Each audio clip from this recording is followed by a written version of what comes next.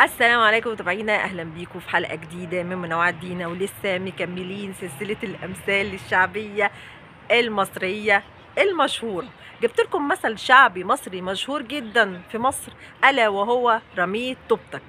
هي ايه كلمه رميت طوبتك دي؟ بتتقال دايما يعني لو حد انت يئست منه، مش عارف تعدله، مش عارف في حياته بايظه ومش عارف تصلحها له، فتقول انا رميت طوبتك.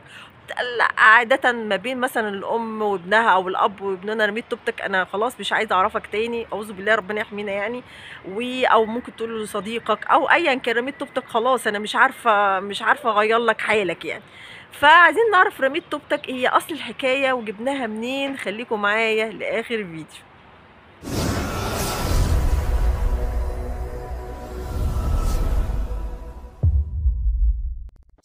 زمان العرب كانوا بيعيشوا في البادية يعني كانوا بيعيشوا في الصحراء، وكان بيعملوا يعني عايشين في خيم يعني وفي الصحراء، وكان شغلتهم كانوا بيرعوا أغنام. فكانش في علم الحساب، ما كانش لسه ظاهرة عندهم. فكانوا بيعملوا ايه؟ طبعا عندهم غنم كتير، فما كانوش بيعدوا الغنم.